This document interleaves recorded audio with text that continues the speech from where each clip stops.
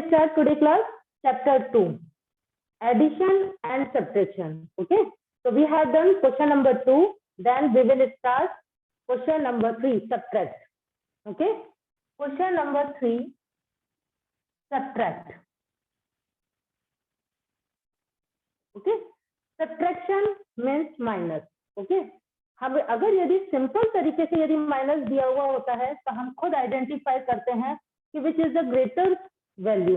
Okay, then we will write upper top most value. ठीक है, हम अगर यदि पहले आइडेंटिफाई करते हैं कि कौन सी वैल्यू बड़ी है उसी को ही हम ऊपर लिखते हैं. ठीक है, उसके बाद छोटी वैल्यू लोअर केस में लिखते हैं. ठीक है, तो अब हम यहाँ पर, लेकिन आपको फ्रॉम दिया हुआ है. क्या दिया हुआ है? फ्रॉम. आप ध्यान में रखेंगे इसको. First is 840 from 907. देखिए, जहां पे फ्रॉम लिखा हुआ होता है वहां पे हमेशा ध्यान में रखना है कि जो बड़ी वैल्यू है फ्रॉम के बाद वाली जो डिजिट होती है वही हमेशा लिखी जाएगी. ओके, फ्रॉम के बाद वाली जो वैल्यू होती है वही पहले लिखी जाएगी. ओके, तो 907 इज अ ग्रेटर वैल्यू. 840 और 907 में से कौन सी वैल्यू बड़ी है? 907. Okay, and then minus 840. Okay, 7 minus 0, 7. 0 minus 4 we cannot subtract because 0 is smaller value. Okay, 0 is smaller value, so we can borrow from 9. Okay, हम 9 से borrow ले सकते हैं. ठीक है, तो 9 replaced by 8 and 0 replaced by 10. मतलब कि 0 यदि 9 से borrow लेता है तो 9 की जगह क्या हो जाएगा? 8 और 0 की जगह क्या हो जाएगा? 10.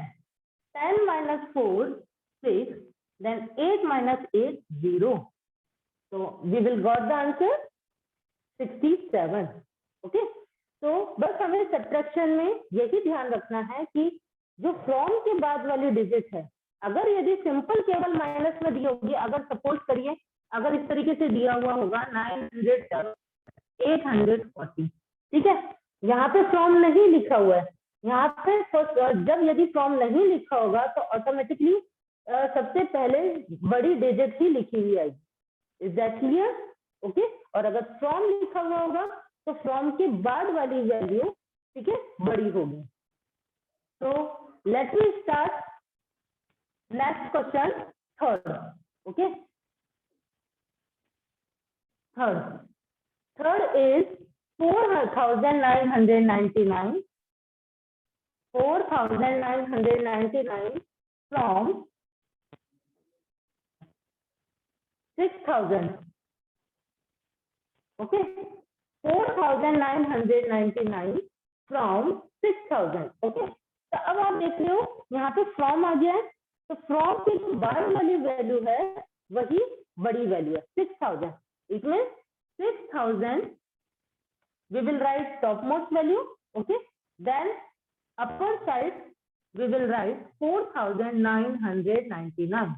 Then we will subtract. Okay, so 0 is a smaller value. We will borrow by 6 from 6. Okay, 6 से हम borrow करेंगे तो 6 replaced by 5. Okay, and then we will borrow 0.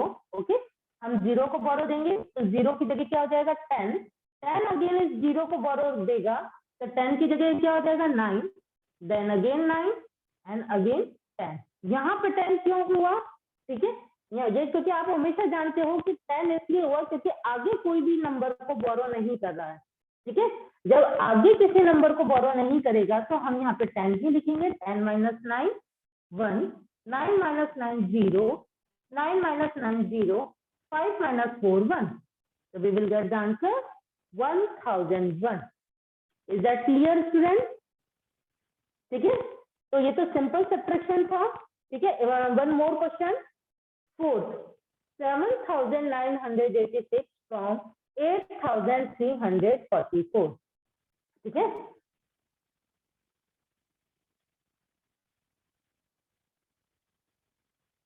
Next is fourth is 7,986 from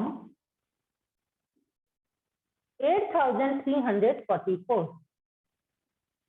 okay, तो अब आपको पता चल रहा है फ्रॉम की जस्ट बाद वाली आफ्टर वैल्यू, ठीक है, it's a greater value, so we will write from first. Okay, 8,344. Is that clear? Then we will write 7,986 minus. Okay, 4 minus 6 we cannot subtract because 4 is a smaller value. Okay, so then we will borrow 4 replaced by 14. Then again 4 से ही borrow ले रहे हैं, 4 replaced by 3. 14 minus 6, 8. 3 minus 8 we cannot subtract. Okay, so again borrow 3 replaced by 13 and then 3 replaced by 2. 13 minus 8, 5. 2 minus 9 borrow नहीं कर सकते हैं, again borrow करेंगे from 8. 8 replaced by 7, then 2 replaced by 12. 12 minus 9, 3. Okay, 7 minus 7, 0. 358. Okay, तो question number 3 हम complete कर चुके हैं, जो कि सिंपल सब्ट्रैक्शन था.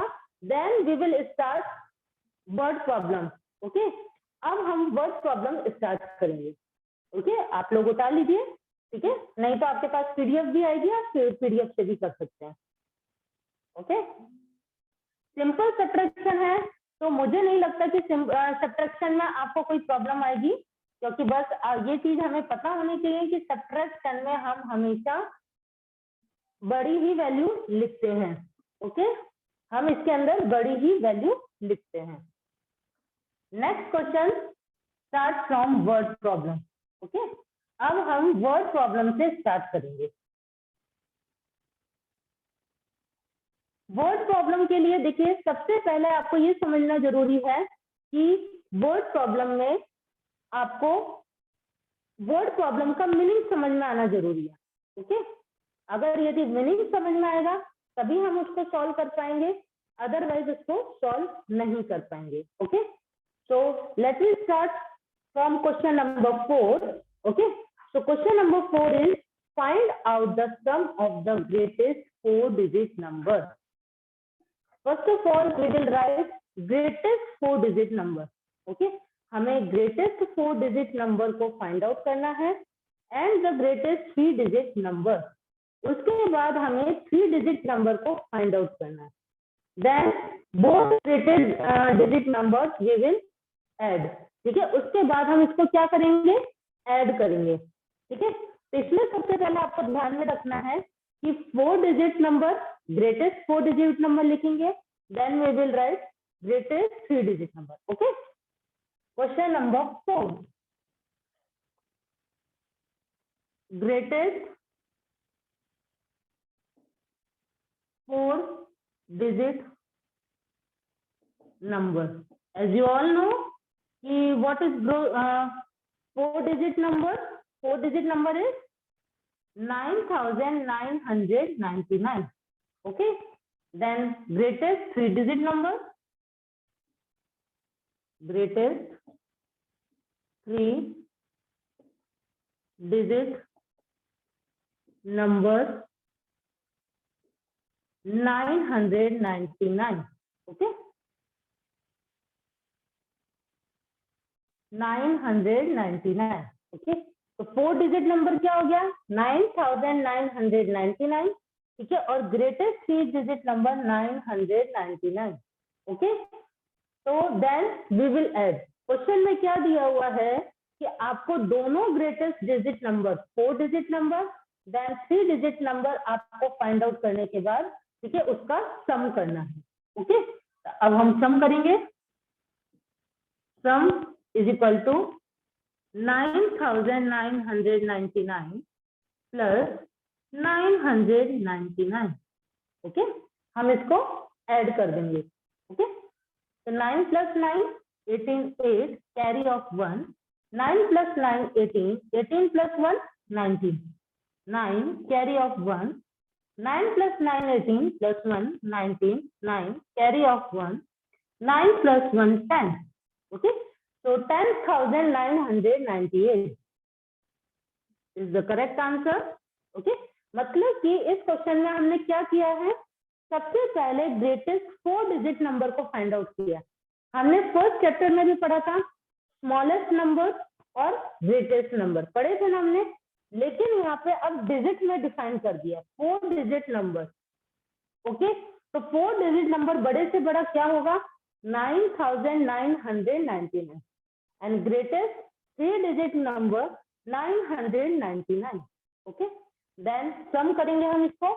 सम करने के बाद आप देखेंगे कि इन्हीं दोनों नंबर को 4 डिजिट नंबर और 3 डिजिट नंबर इन दोनों को हमें सम करवाना है।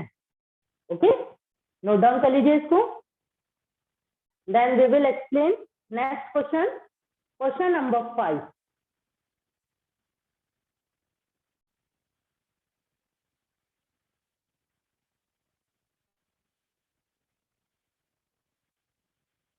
Next question is Ramesh has deposited 2,850 rupees in January. ठीक है, रमेश अपने जनवरी में 2,850 रुपीज डिपॉजिट करवाता है। ठीक है, and 3,650 rupees in salary to his bank account. Bank account में जनवरी में जमा करा रहा है वो 2,850 रुपीज और फरवरी में कितने जमा करा रहा है 3,650 रुपीज। ओके, बैंक अकाउंट में जमा करा रहा है। तो what is the total deposited amount during this 2 month by Ramesh. Total amount कितना होगा जो 2 महीने के में उसका जो अमाउंट जमा कराया गया है। देखिए what is the total amount, total amount आ रहा है, इसको आप वर्ड प्रॉब्लम में अंडरलाइन कर लीजिए। ठीक है, टोटल अमाउंट आएगा तो हम इसको क्या करेंगे ऐड करेंगे। क्या करेंगे हम इसको ऐड करेंगे। ओके, तो यहाँ पे हम क्या करने जा रहे हैं, जनवरी में जितना अमाउंट जमा कराया वो लिखेंगे, देन फरवरी and we will add. Okay,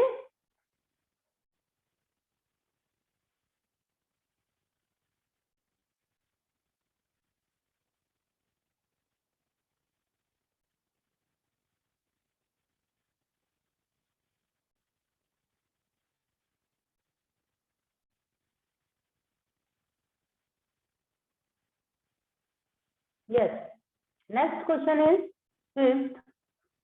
Okay, Ramesh has deposited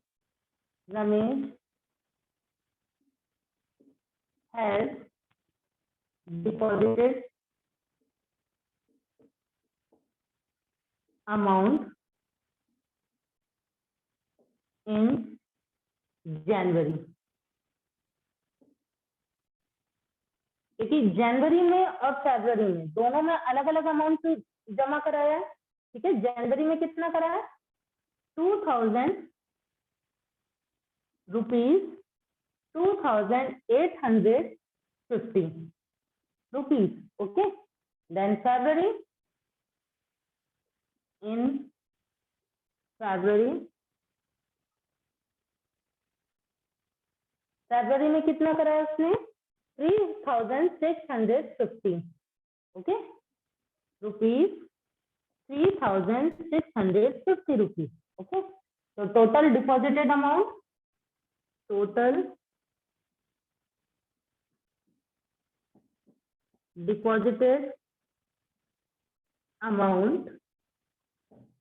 okay, हम क्या करेंगे दोनों मंथ में जो भी अमाउंट जमा कराया उसको हम ऐड करवा देंगे। तो 2,850 plus 3,650 0 5 plus 5 10 0 carry of 1 8 plus 6 14 plus 1 15 का 5 carry of 1 3 plus 2 5 plus 1 6 6,500। Okay, and last में आप you don't forget unit. Okay, आपको यूनिट नहीं भूलना है, लिखना भूलना नहीं है, क्योंकि देखिए क्या यूनिट है रुपीज की यूनिट है। तो हमने लास्ट में क्या लिख दिया रुपीज, तो ये मेंशन करना कंपलसरी है, otherwise I will cut the marks in examination. Okay, मैं मार्क्स आपके काट सकती हूँ आपके एग्जाम में। Units is a very must, okay, क्योंकि हमें यूनिट्स हमें मेंशन करता है कि हम किस यूनिट में कर रहे हैं, ठीक है, किस यूनिट में आप अमाउंट को प्लस कर रहे हो। कभी सेंटीमीटर भी आ जाता है, कभी मीटर भी आ जाता है, हम अलग अलग डिफरेंट टाइप की यूनिट्स को यूज में लेते हैं। तो कोशिश करिए कि आप जब आंसर लिख रहे हैं तो जगह जगह आप उसको जहां पे भी अमाउंट लिख रहे हैं उसके सम की यूनिट मेंशन करो। Is that clear? ओके, आप क्वेश्चन की स्पेस छोड़ दीजिए, ठीक है, और डायरेक्ट आंसर लिख लीजिए ताकि आपका टाइम भी बचेगा और कंप्लीट भी हो जाएगा। क्वेश्चन की स्पेस छोड़ दीजिए और आप आंसर उतार लीजिए।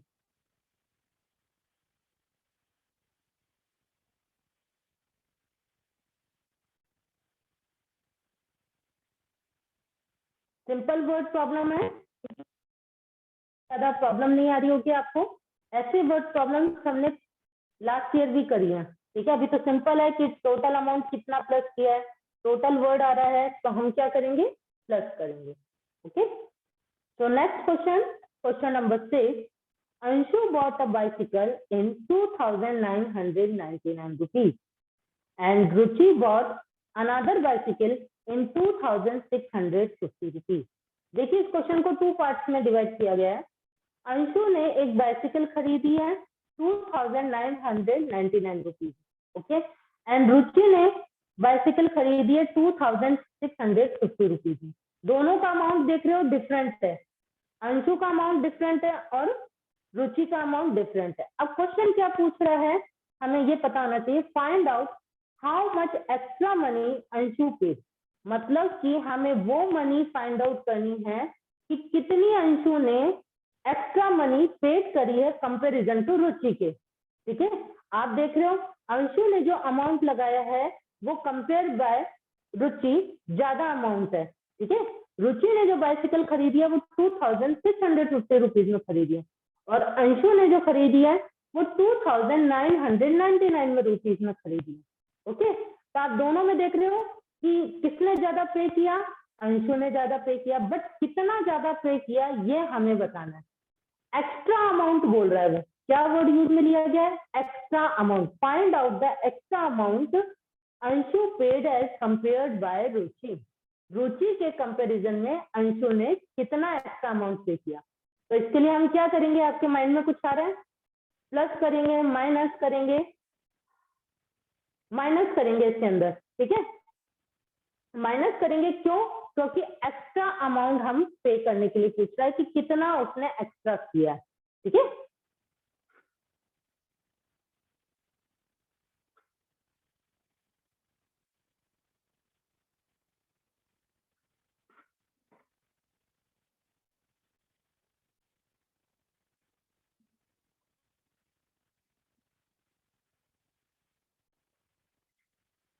Next question, question number 6, okay. तो Anshu bought a bicycle, Anshu bought a bicycle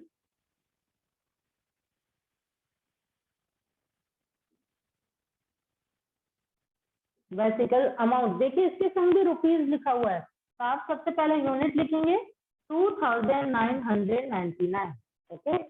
then Ruchi bought a bicycle rupees 2,650, okay, 2,650 rupees. आप देख रहे हो कि यूनिट भी मेंशन कर रही है मैम, ठीक है। तो आपको भी जहां जहां अमाउंट को आप मेंशन कर रहे हो, जो फिगर लिख रहे हो, तो उसके संग जैसे भी हम यूनिट यूज में ले रहे हैं, ठीक है, वही यूनिट हम यूज में लेंगे जो क्वेश्चन में दी गई है। Is that clear? Next, Anshu ने बाइसिकल खरीदी 2,999 रुपीज में, रुचि ने बाइसिकल खरीदी 2,650 रुपीज में, ओके। अब हमें क्या करना है, माइनस करना है। तो नेक्स्ट स्टेटमेंट क्या होगा कि Anshu paid extra money paid by Anshu, या एक्स्ट्रा मनी भी लिख सकते हैं आप, you can write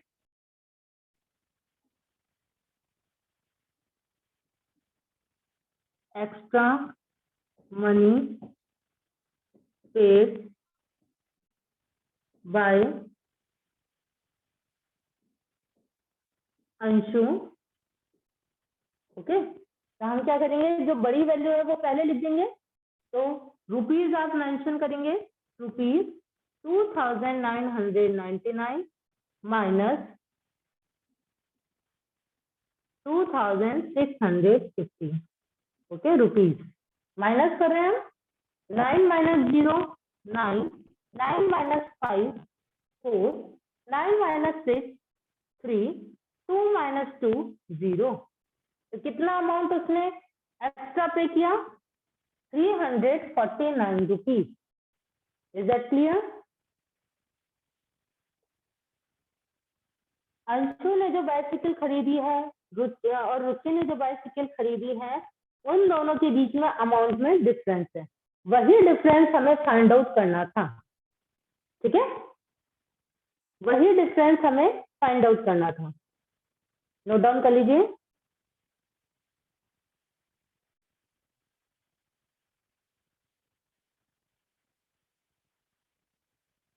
word problem में हमें क्वेश्चन के जो मीनिंग है वो चीज सबसे इंपॉर्टेंट करती है। ठीक है, कि what is saying in the word problem. ठीक है, वर्ड प्रॉब्लम हमें क्या कह रही है।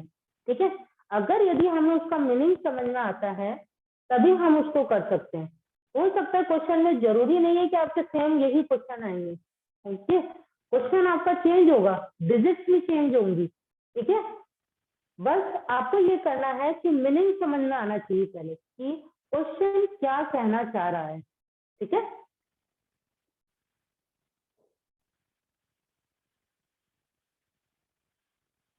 Next question number 7।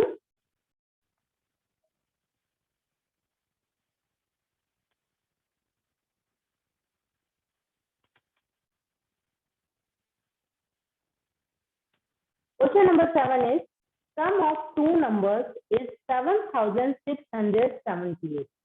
Okay, if one number is 4613, so then find out the second number.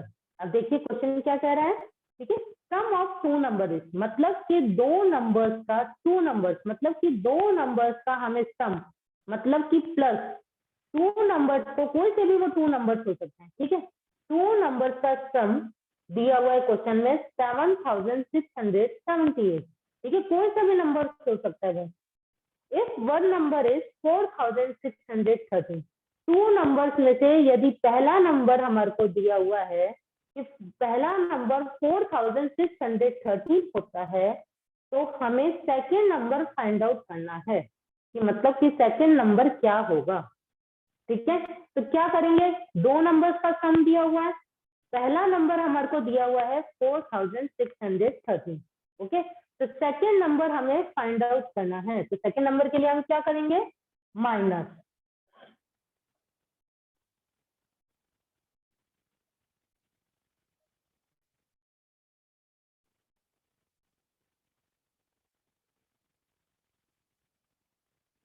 Second number क्या होगा, minus. Second number find out करने के लिए हम क्या करेंगे, माइनस। 7th क्वेश्चन है sum of two number. Okay, sum of two number is, क्या है, दो नंबर्स का सम क्या दिया हुआ है, 7678। 7678। And you can see carefully कि यहाँ पे कोई भी यूनिट मेंशन नहीं है। ठीक है, आप देख रहे हो ना, 7678 के संग क्वेश्चन में भी कोई यूनिट नहीं दे रखी है, तो we can not write unit. Okay, next is if one number is one number is 4613। 4613। Okay, इसमें भी कोई यूनिट नहीं दी हुई है कि यदि पहला नंबर 4613 है और टू नंबर्स का हमें सम दिया हुआ है, तो हमें फाइंड आउट क्या करना है, सेकंड नंबर। ओके, तो second number is equal to 7678 minus 4613. Okay, 8 minus 3 5, 7 minus 1 6, 6 minus 6 0, 7 minus 4 3. Okay, 3065. Okay, ये हमारा सेकेंड नंबर आ चुका है। ठीक है, अगर यदि हमें ये चेक करना है कि क्या हमारा क्वेश्चन सही है या गलत, तो आप क्या कर सकते हो अपने, ये 3065 में यदि हम 4613 को प्लस करा देंगे, ठीक है, जो आपका सेकंड नंबर आया है, यदि उसको हम फर्स्ट नंबर के संग प्लस करा देंगे तो आपका ये टोटल नंबर सम आ जाएगा। ओके, देखिए 5 + 3 8, 6 + 1 7, 6 + 0 6, 6 4 + 3 7. Okay, both are same number 7678 and sum of two number is 7678. Okay, तो हमें इस तरीके से भी आप चेक करा सकते हो कि क्या आपका आंसर सही है या गलत है। ठीक है, तो समझ में आ रहा है कि दो नंबर्स का हमें सम दिया हुआ है 7678. If one number is 4613, so second number is 7678 minus 4613. हम माइनस करेंगे तो 3065 get the correct answer. Okay, ये रफ वर्क है। ठीक है, इसको आप क्वेश्चन में मेंशन नहीं करेंगे, ये आपका चेकिंग के लिए। जैसे हम डिवाइड करते हैं ना, आपने 4th क्लास में पढ़ा होगा कि हम डिवाइड के क्वेश्चंस को चेक करने के लिए, डिविडेंड को चेक करने के लिए हम क्या करते हैं, फॉर्मूला लगाते थे, dividend is equal to remainder quotient multiply by divisor plus remainder, यही करते थे। तो हमारा डिविडेंड यदि सही आ जाता है तो इट मीन्स हमारा क्वेश्चन सही है। उसी तरीके से हम सम ऑफ टू नंबर्स में भी क्या कर सकते हैं कि जो फर्स्ट नंबर है और जो हमने सेकंड नंबर को फाइंड आउट किया है, इन दोनों को प्लस करा दीजिए। ओके, ये ओनली चेकिंग पर्पस से है कि आपका आंसर करेक्ट आ जाए। Okay,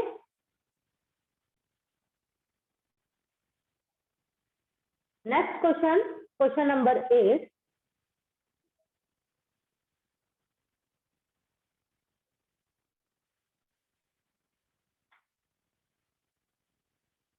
Mohan has 10,000 rupees. Okay, Mohan के पास 10,000 रुपीज है। ठीक है, he bought wheat for rupees 4,500. ठीक है, अगर यदि उसने wheat में गेहूं उसने 4,500 रुपीज के खरीदे। ठीक है, एंड राइस फॉर रुपीज 1,600 और यदि उसने राइस में चावल के लिए उसने 1,600 रुपीज के खरीदे, तो how much money was left with him, तो उसके पास कितनी मनी बची। लेफ्ट वर्ड आ रहा है, ठीक है, रिमाइंडर वर्ड आ जाए, लेफ्ट वर्ड आ जाए, ठीक है, तो या रिमेनिंग वर्ड आ जाए, तो हम इस तरीके से कुछ वर्ड्स आते हैं, या हाउ मच आ जाता है कभी, तो उसकी केस में हम क्या करते हैं, माइनस करते हैं। क्या करते हैं, minus, subtraction. Okay, total amount Mohan का बता रखा है कि मोहन जब घर से निकला तो उसको कितना अमाउंट देके भेजा, 10,000 रुपीज। ओके, जिसमें तो उसने 2 आइटम्स खरीदे, फर्स्ट व्हीट खरीदा, सेकंड उसने राइस खरीदा। व्हीट कितने में खरीद रहा है, 4,500 रुपीज। राइस उसने खरीदे 1,600 रुपीज। ओके, तो टोटल अमाउंट कितना बचा उसके पास। अब ये सब खर्चा करने के बाद उसके पास कितने अमाउंट बचा है। ठीक है, तो next question number 8।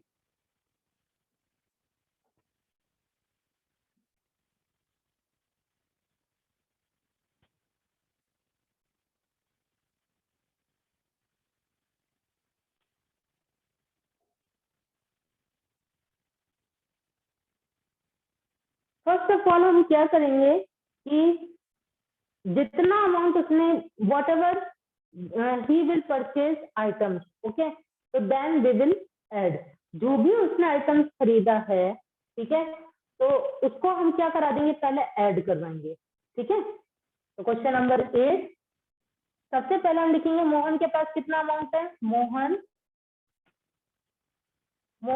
Has rupees, या अमाउंट भी लिख सकते हैं आप, रोहन हैज या मनी, रुपीज लगाएंगे क्योंकि उसके संग रुपीज यूनिट लगी हुई है, ठीक है, 10,000 रुपीज, ओके।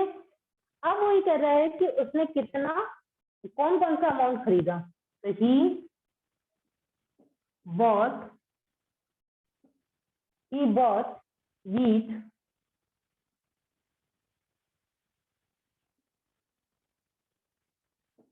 ओके, wheat के लिए कितना अमाउंट उसने किया, 4,500 rupees, okay, and then rice for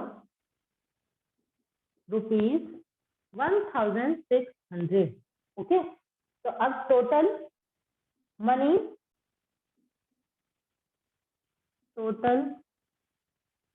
purchasing money,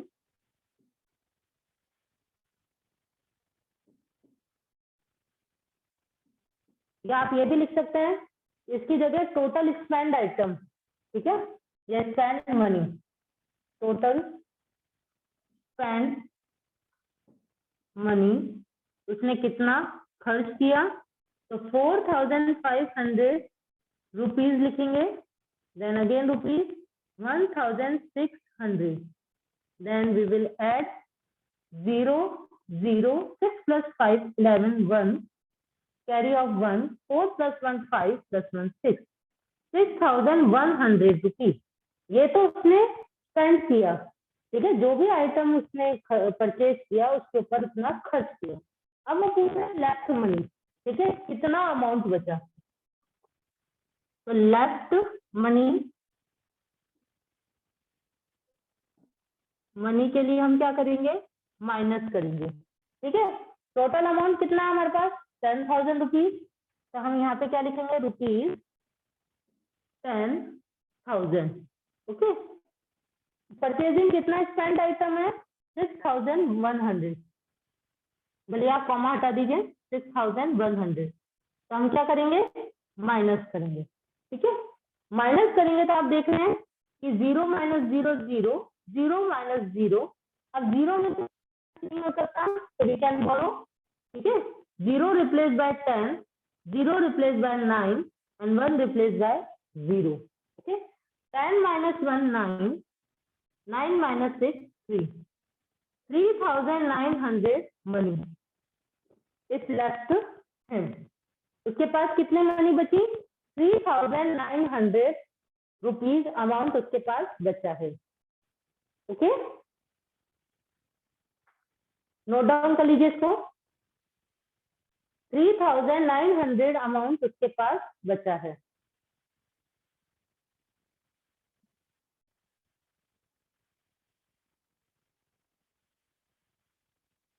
question को अगर यदि स्पेंडिंग के लिए बोल रहा है तो आप क्वेश्चन को समझेंगे, उसकी लैंग्वेज को, कि वो क्या कहना चाह रहा है, कितना आइटम उसने परचेज किया है, कितना आइटम उसके पास, कितनी मनी उसके पास है, ठीक है, कौन कौन सा आइटम उसने परचेज किए हैं, तो हम उनको प्लस करेंगे, उसके बाद उसको टोटल मनी में से माइनस करवा देंगे। इज दैट क्लियर, ठीक है। टोटल मनी कितनी थी मोहन के पास, 10,000 रुपीज, कौन कौन सा आइटम उसने खरीदे, व्हीट खरीदा, राइस खरीदा, ठीक है। व्हीट उसने खरीदे 4,500 रुपीज, राइस के लिए कितने दिया अमाउंट, 1,600 रुपीज, ठीक है। तो पहले हम क्या करेंगे, जितना अमाउंट उसने खर्च किया उसको हम प्लस करवा देंगे, तो एडिंग आंसर 6,100 रुपीज। अब देन उसके बाद हम टोटल अमाउंट में से माइनस करवा देंगे, क्योंकि उसके बाद उसने कुछ खरीदा ही नहीं है, नहीं खरीदा ना,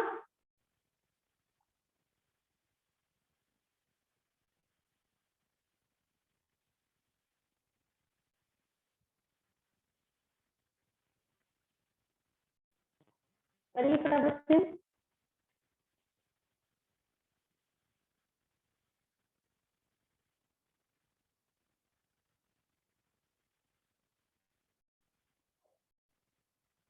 नेक्स्ट जो क्वेश्चन नंबर 9 है वो हम कंटिन्यू करेंगे कल से, ठीक है, क्योंकि आपके पास 1 मिनट ही बाकी है। फटाफट से इसको नोट डाउन कर लीजिए। अब जो आपने आज क्वेश्चंस किए हैं, जो मैंने आपको समझाए हैं, उसको आप वापस से प्रैक्टिस करेंगे, ठीक है। नहीं समझ में आता है तो जो मैंने टाइमिंग बताया है, ठीक है, उसी के बीच में आप मुझे कॉल करेंगे, उससे पहले भी नहीं और उसके बाद में भी नहीं। ओके, क्लियर है?